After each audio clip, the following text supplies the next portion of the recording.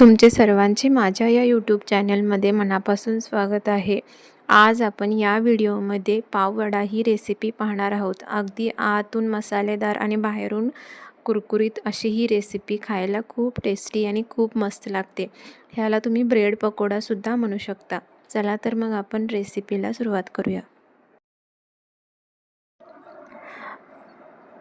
त्याच्यासाठी इथे मी जे आपलं ब्रेड पकोडाचं वरचं सारण आहे त्याचं बॅटर आपण बनवून घ्यायचं आहे। त्याच्यासाठी इथे हरभरा डाळीचे पीठ आपलं जेवढे पकोडे बनवणार आहोत तेवढे आपण अंदाजे घ्यायचं आहे। आता त्याच्यामध्ये आपल्याला चवीनुसार मीठ घालायचं आहे।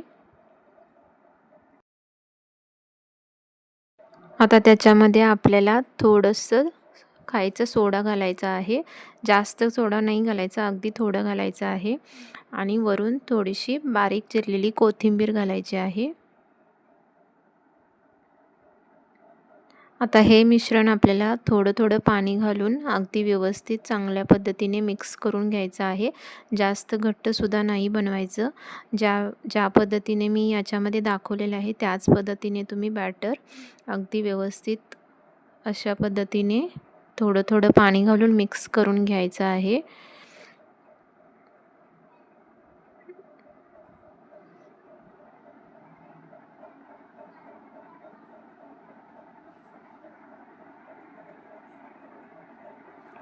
आता आपलं बॅटरसुद्धा तयार झालेलं आहे। तुम्ही बघू शकता अशा पद्धतीने आपल्याला बॅटर बनवून घ्यायचं आहे।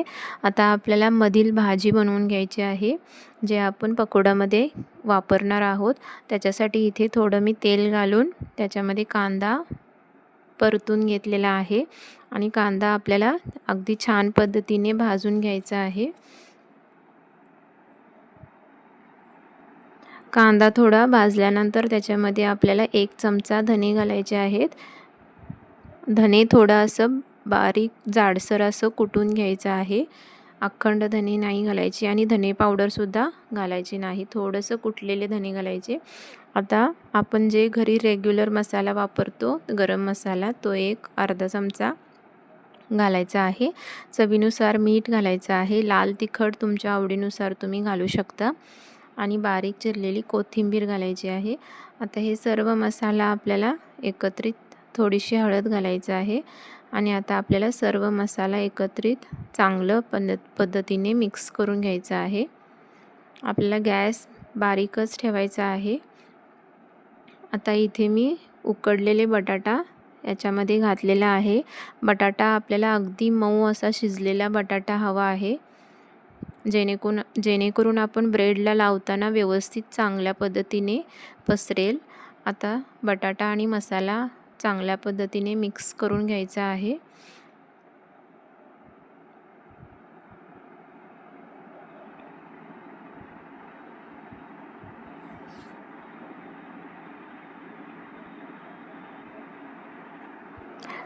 अशा पद्धतीने आपली भाजीसुद्धा तयार झालेली आहे। इथे आता आपल्याला ब्रेड घ्यायचे आहेत। आता ब्रेडला आपण जे सारण बनवलेलं होतं ते पूर्णपणे थंड झाल्यानंतरच आपण ब्रेडला लावायचं आहे, नाहीतर आपलं ब्रेड मऊ पडण्याची शक्यता असते। इथे माझी भाजी थंड झालेली आहे। आता मी दोन्ही ब्रेडला किंवा जेवढे तुम्ही पकोडे बनवणार आहे तेवढ्या ब्रेडना तुम्ही लावून घ्यायचं आहे। जेवढं त्याच्यामध्ये तुम्हाला स्टफिंग आवडेल तेवढं कमी जास्त तुम्ही त्याच्यामध्ये घालू शकता। आता याच्यावरती आपल्याला परत एक ब्रेडची स्लाइस घालायची आहे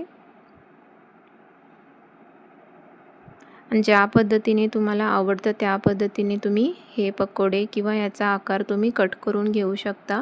लांब सुद्धा कट करू शकता किंवा असा त्रिकोणी सुद्धा तुम्ही कट करू शकता। अशा पद्धतीने तुम्ही बघू शकता किती छान पद्धतीने त्याच्यामध्ये स्टफिंग भरलेलं आहे। आता सर्व ब्रेड्स मी अशाच पद्धतीने कट करून घेतलेले आहेत आणि आता आपल्याला इकडे तेल गरम करण्यासाठी ठेवायचं आहे आणि अशा पद्धतीने बॅटरमध्ये डीप करून ते पकोडे आपल्याला तेलामध्ये सोडून घ्यायचे आहेत।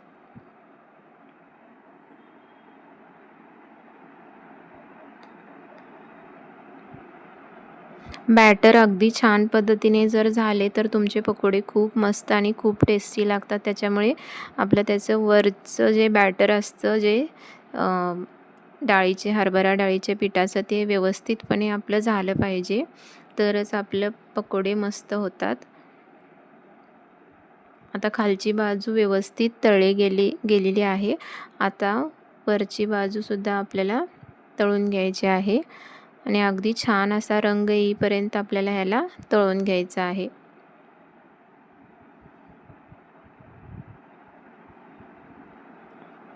खूप झटपट होणारी रेसिपी आहे आणि खायला खूप टेस्टी लागतात आणि तेलकट अजिबात होत नाहीत. जर तुम्ही बॅटर व्यवस्थित बनवलं तर तेलकटसुद्धा अजिबात होणार नाहीत. त्याच्यामुळे ही रेसिपी तुम्ही नक्की ट्राय करून बघू शकता. जर माझा हा व्हिडिओ तुम्हाला आवडला असेल तर लाईक, शेअर आणि सबस्क्राईब करा आणि कमेंट करूनसुद्धा सांगा की तुम्हाला रेसिपी कशी वाटली.